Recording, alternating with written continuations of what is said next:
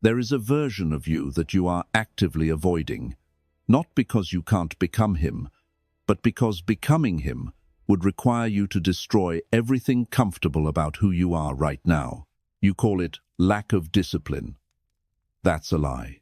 What you actually have is an addiction to comfort, to excuses, to the quiet relief of letting yourself off the hook. Every time you say, "I'll start tomorrow," you are not delaying action. You are reinforcing weakness. You are training your brain to betray you on command. And it's working. You wake up tired, not because your body is exhausted, but because your mind knows you won't follow through. You set goals you don't respect. You make promises you don't intend to keep. And slowly, without realizing it, you become someone you don't trust. That is the real failure. Machiavelli understood something brutal that most people spend their entire lives avoiding. A man who cannot command himself will always be commanded by something else, by his emotions, by his environment, by other people who are stronger, colder, and more disciplined than him. And right now, that's exactly what's happening to you. You think you're in control. You're not. You are reacting, negotiating, folding. This is not a motivation problem. This is a power problem. Because discipline is not a habit. It is not a routine. It is an act of violence against the version of you that chooses comfort over growth. And that version of you is still alive, still talking, still winning, but not for long. Because what we are about to do is not self-improvement. This is not another list of tips you can ignore tomorrow morning. This is a dismantling. We are going to strip away the behaviors, the beliefs, and the identity that keep you weak. We are going to replace hesitation with execution, emotion with control, and comfort with pressure. But understand this before we go any further. Once you see yourself clearly, once you recognize how much of your life has been driven by weakness, you cannot go back. And most people won't make it to the end for a reason.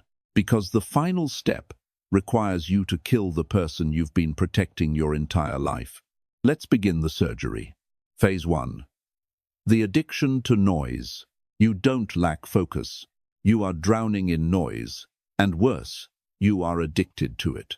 Every time you announce your plans, every time you talk about what you're about to do, every time you post your next move before you've taken a single step, you are not progressing. You are leaking energy. You are trading execution for attention. And it feels good, doesn't it? That small hit of validation. That moment when someone says, "That's impressive," before you've actually done anything. Your brain rewards you as if the work is already complete. Dopamine without discipline. Pride without proof. This is how you sabotage yourself without even noticing. Machiavelli warned, "Everyone sees what you appear to be. Few experience who you really are." But you've reversed it. You are obsessed with appearing. You broadcast the image of a disciplined man while avoiding the isolation required to become one. Because silence is uncomfortable. Silence forces you to confront the truth. No applause, no audience, no shortcuts, just you and the work. And most people can't handle that, so they fill the void. Music, notifications, conversations, endless scrolling, constant stimulation to avoid a single dangerous moment. Thinking, because when you think clearly, you realize how far behind you are, so you escape it. But the man you want to become does not exist in noise. He is built in silence. In the hours no one sees. In the days where nothing is posted, nothing is shared, nothing is explained. This is where power is created. When you stop talking, something shifts. People become uncomfortable. They can't read you. They don't know what you're doing. And that uncertainty creates tension, respect, even fear, because a man who moves in silence cannot be predicted. And what cannot be predicted cannot be controlled. So here is the rule. Stop explaining yourself. Stop announcing your intentions. Stop seeking validation for work you haven't done. Disappear. Cut the noise. Cut the distractions. Cut the people who only exist to keep you average. Go dark long enough to build something real. Then come back different. Not louder, stronger. Because the moment your results speak, you won't need to. Phase 2. The emotional slave. You think your problem is inconsistency. It's not. Your problem is that you are still obeying your emotions like they are orders. You wake up and you don't feel like it. So you negotiate. You delay. You soften the standard. And in that moment, you lose. Not because the task was hard, but because you made your feelings the authority. Understand this clearly. Your emotions are not designed to make you successful. They are designed to keep you comfortable, safe, and unchanged. They will always choose the familiar over the necessary. Always. So every time you ask yourself, do I feel like doing this? You've already surrendered control. Machiavelli understood this at a level most people never reach. Power is not about controlling others first. It is about controlling the impulses that make you weak. The man who cannot override his own resistance will always be ruled by stress, by fear, by fatigue, by anyone who applies pressure at the right moment. And that is exactly how you are being controlled right now. You wait until you feel motivated. You act when it's convenient. You stop when it becomes uncomfortable. That is not discipline. That is compliance with weakness. Real discipline is colder than that. It is the ability to act in direct opposition to how you feel. You are tired, move anyway. You are unmotivated, execute anyway. You are distracted, focus anyway. No discussion, no delay. Because the moment you hesitate, your brain begins its work. It will rationalize. It will justify. It will protect you from effort. And if you give it even a few seconds, it will win. That's why you need a rule. The second rule, when the moment comes, when the alarm hits, when the task appears, when resistance rises, you do not think. You do not analyze. You move. 1, 2, 3. Action. Anything beyond that is negotiation. And negotiation is where discipline dies. Over time, something shifts. You stop identifying with your emotions. You stop asking them for permission. You start seeing them for what they are: temporary signals, not commands. You feel the resistance, but you don't obey it. You feel the doubt, but you don't slow down. You feel the fatigue, but you don't stop. And that is when you become dangerous, because now you are no longer predictable. People can't wait for you to lose motivation. They can't rely on you to break under pressure. They can't manipulate you through emotion, because emotion no longer controls your behavior. You've cut the leash. Most people never reach this point. They live their entire lives reacting high when they feel good, collapsing when they don't. You don't get that luxury anymore. From this point forward, you act based on decision, not emotion. You execute based on standard, not mood. And once that switch is made, once your actions are no longer tied to how you feel, you become untouchable. Phase 3. The comfort trap. You are not stuck because life is hard. You are stuck because your life is too easy. Everything around you has been engineered for comfort. Food arrives without effort. Entertainment never ends. Distraction is one swipe away. You don't have to struggle to survive anymore, and that is exactly why you are weak. Because comfort is not neutral. Comfort is a drug, and you are overdosing on it every single day. You wake up and reach for your phone. You feel discomfort, and you escape it. You get bored, and you numb it. Every small moment of resistance is immediately anesthetized.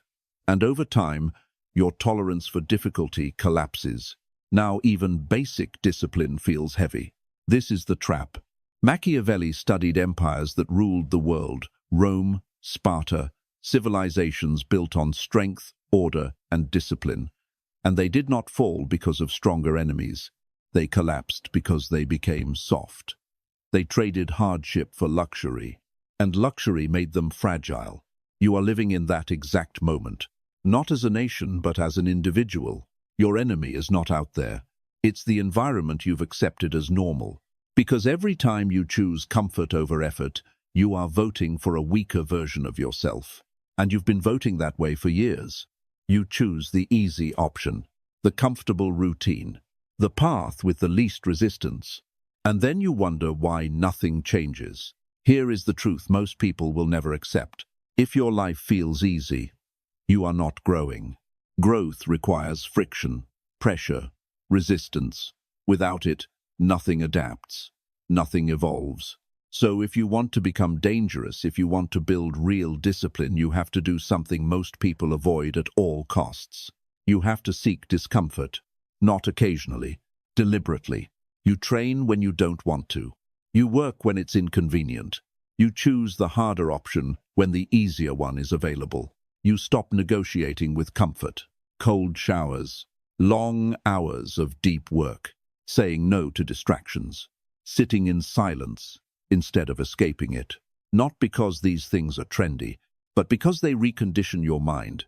They teach you that discomfort is not a threat, it's a signal that you are exactly where you need to be.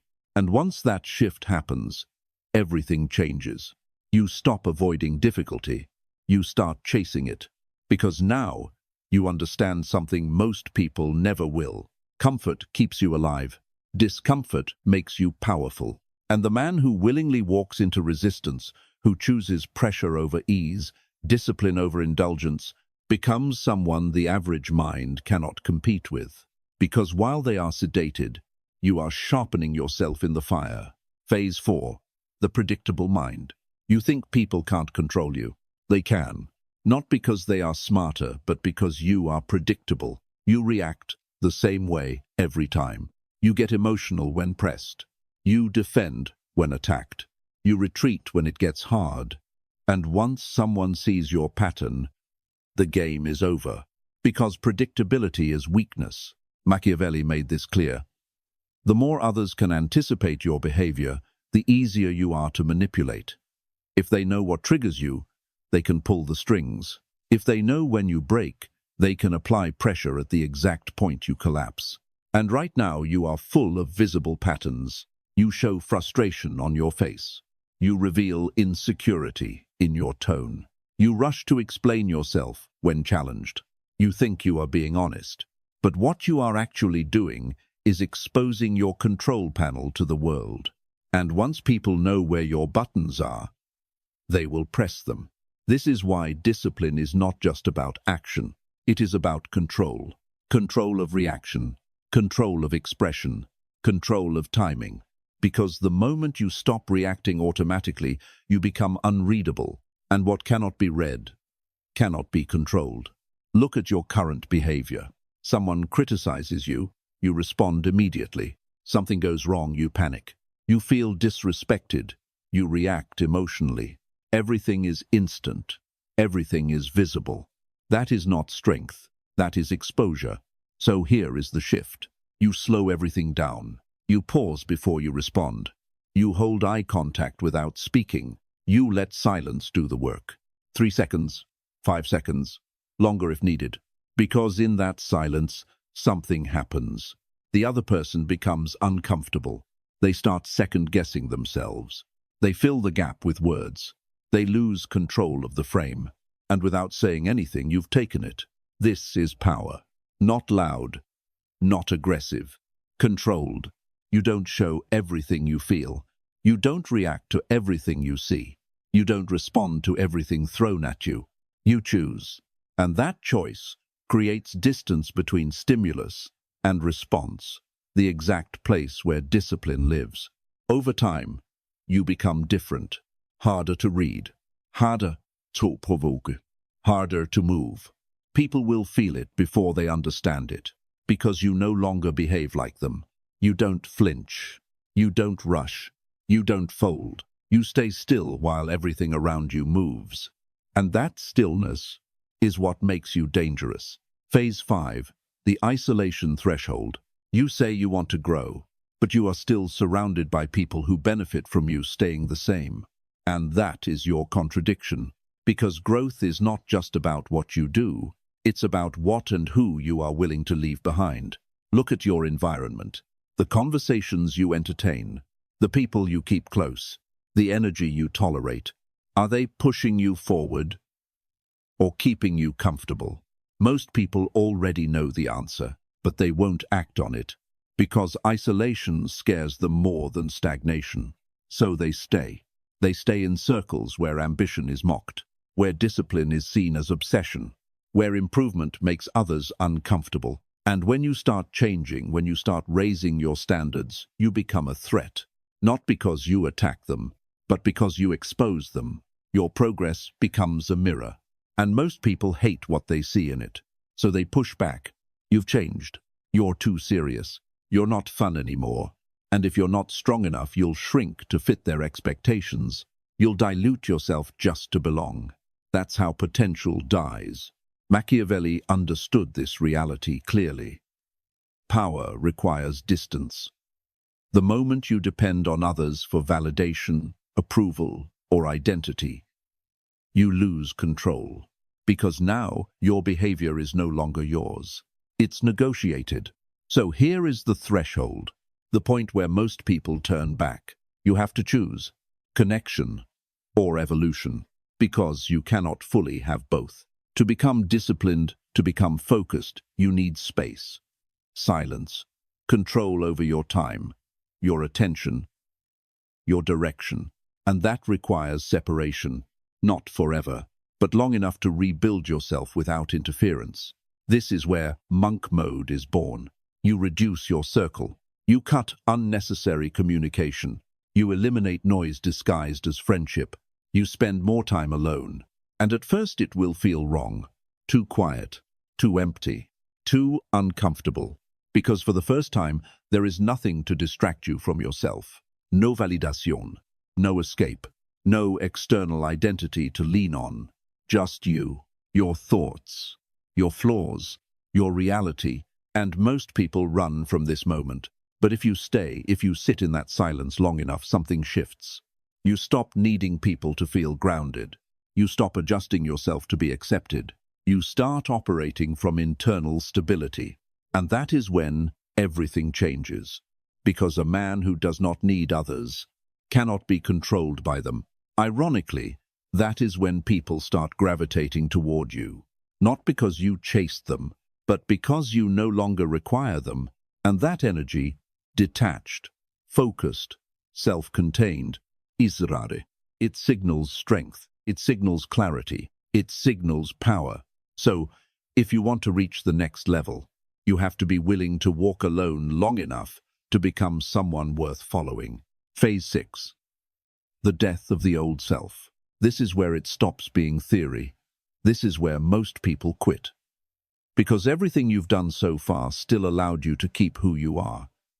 You adjusted habits. You controlled reactions. You removed distractions. But you didn't go far enough, because discipline is not built on top of your current identity. It replaces it. You keep saying you want to become stronger, more focused, more controlled, more dangerous. But you are still protecting the version of you that made you weak in the first place. The one who needs validation, the one who avoids discomfort, the one who negotiates when things get hard. You don't fix that version, you eliminate it. Machiavelli understood this clearly. There is no coexistence between weakness and power. One will always dominate the other. And right now, weakness still has a voice in your head. It sounds reasonable. It tells you to rest, to delay, to soften the standard just this once. It doesn't sound like weakness. It sounds like you. And that is why it controls you. As long as you identify with that voice, you will obey it. And as long as you obey it, you will stay exactly where you are. This is the line where negotiation ends. You are not trying to be disciplined anymore. You are not working on it.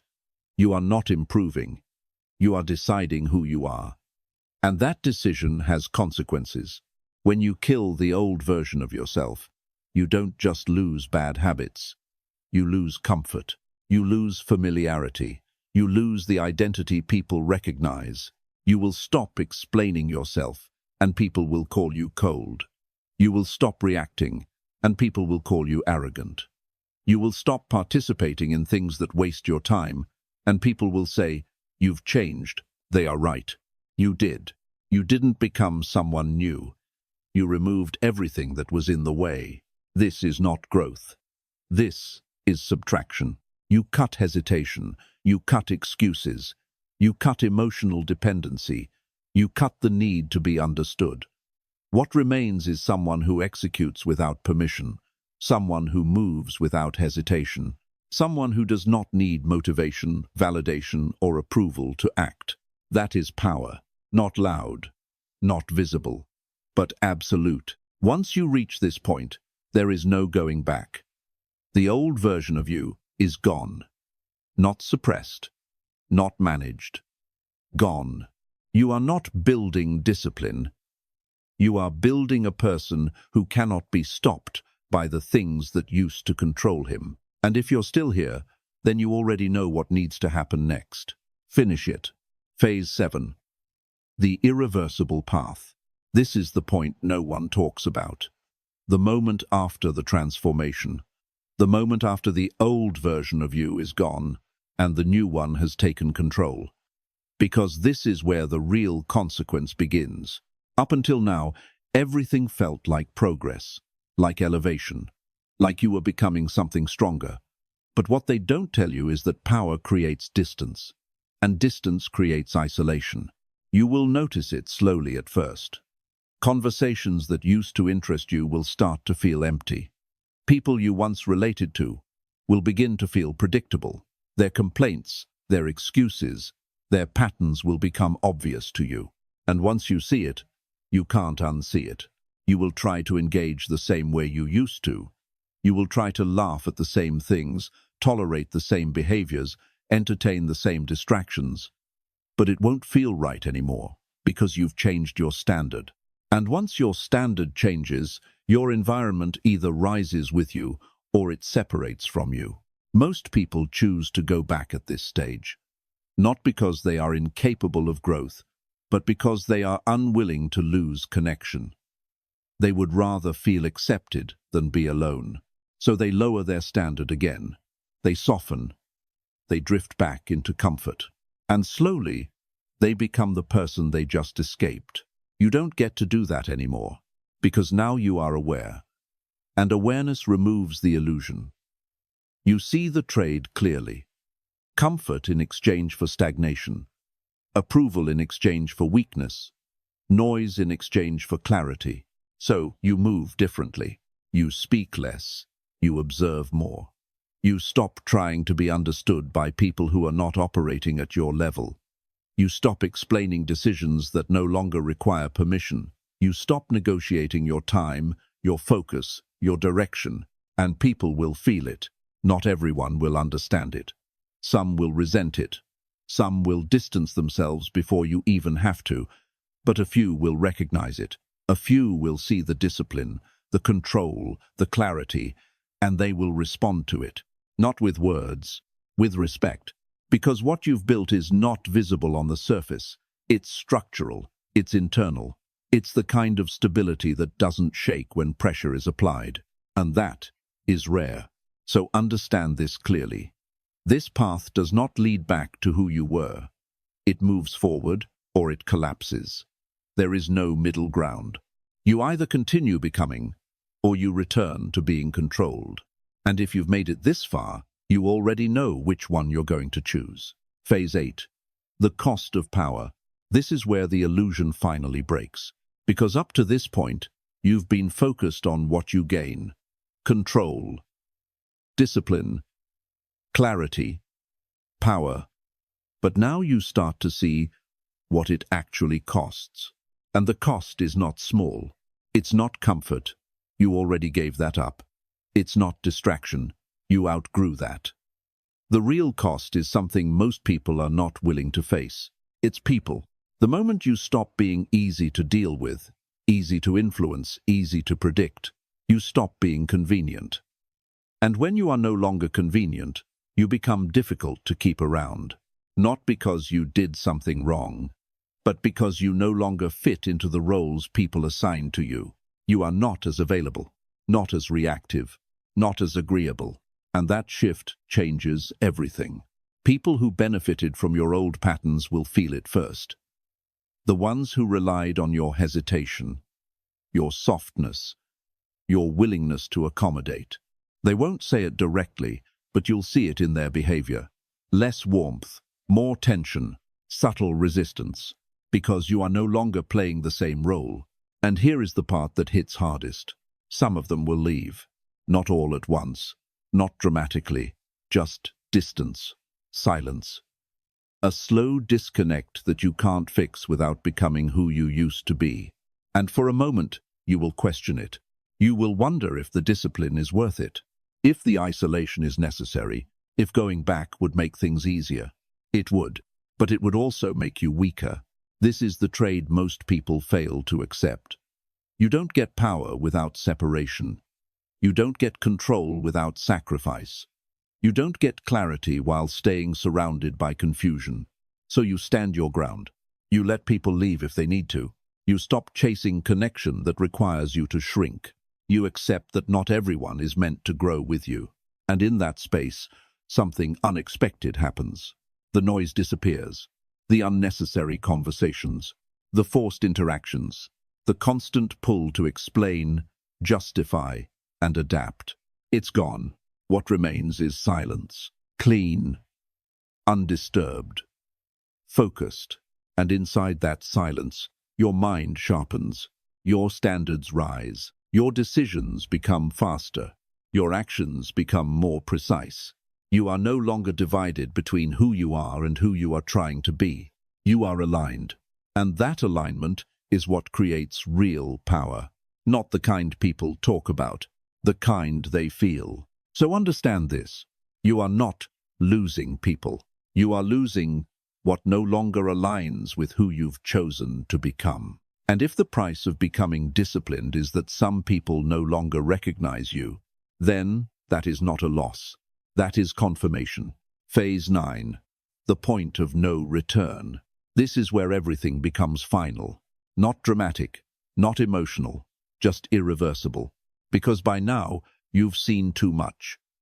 You've felt the difference between who you were and who you are becoming. You've experienced what it means to act without hesitation, to think without noise, to move without needing permission. And once you experience that level of control, going back feels impossible. Not because you physically can't, but because you won't be able to tolerate it. The old life will start to feel unbearable. The distractions that once entertained you will feel like wasted time. The conversations that once felt normal will sound empty. The habits you used to justify will look weak, obvious, almost embarrassing. And this is where the separation becomes complete. You are no longer fighting to become disciplined. You are now someone who cannot function without it. If you skip a day, you feel it immediately. If you lower your standard, it bothers you. If you waste time, it irritates you. Not because someone told you to care, but because your identity has changed. Discipline is no longer something you do. It's something you are. And that changes everything. Because now, there is no negotiation left. No, I'll try again tomorrow. No, just this once. No quiet agreement with weakness behind closed doors. That version of you is gone. And in its place is someone who executes by default. Someone who doesn't wait to feel ready. Someone who doesn't need to be watched. Someone who doesn't stop when it gets uncomfortable. This is the point most people will never reach. Because it requires consistency beyond motivation, standards beyond emotion, and honesty that most people avoid their entire lives. You had to look at yourself without excuses. You had to admit where you were weak, where you were lying, where you were settling. And instead of explaining it, you removed it. That is rare, and rarity creates distance. Because now, you don't relate to the same things. You don't operate at the same level. You don't tolerate the same behavior. Not out of ego, out of clarity. You see what things cost. Time, focus, energy, and you no longer spend those resources carelessly. So your life becomes simpler, fewer distractions, fewer people, fewer wasted movements. But everything that remains becomes sharper, more intentional, more controlled, more effective. And that is where real power lives, not in intensity, in precision. So understand this clearly. There is no balance here, no halfway version of this path. You either become this, or you drift back into what you used to be. And now that you've seen the difference, you already know which one feels real, which one feels right, which one feels like you. So there is nothing left to explain, nothing left to prove, only one thing left to do. Continue. Now you see it clearly. This was never about productivity, never about routines, habits, or waking up early. That's what they tell you to keep it comfortable, to keep it harmless. This was always about power, the power to control yourself when everything in you wants to stop, the power to move without needing approval, the power to stand alone without collapsing back into who you used to be. But understand this, power like that comes with a cost. You will not be understood by everyone. You will outgrow conversations, environments, and people who once felt normal. You will become quieter, more selective, more distant. Not because you hate people, but because you finally respect your time, and they will notice. They will call you cold. They will say, "You've changed." They will feel the distance, and they won't understand why. Let them, because what you are building is not meant to be understood by those who refuse to change. You have already seen what most people spend their lives avoiding. You've seen your own patterns, your own weakness, your own excuses, and instead of defending it, you chose to cut it out. That's the difference. Most people won't do that. They will go back to comfort, back to noise, back to a life that feels safe but never moves forward. You won't, not anymore, because now you know what it feels like to be in control. And once you feel that, everything else feels like a downgrade. So don't explain yourself. Don't slow down to be accepted. Don't shrink just to stay connected. Keep moving, keep building, keep becoming. If this opened your eyes, good. But this only matters if you act on it, because awareness without action is just another form of self-deception. Most people will feel this and then forget it. You won't, not if you actually understood. So don't look for more. Use what you already have. Pay attention to how people react when you change. Pay attention to how the dynamic shifts when you stop playing your old role. That's where the real shift happens. Most people will ignore this. That's why nothing changes for them. If you're different, then prove it. I'll see you in the dark.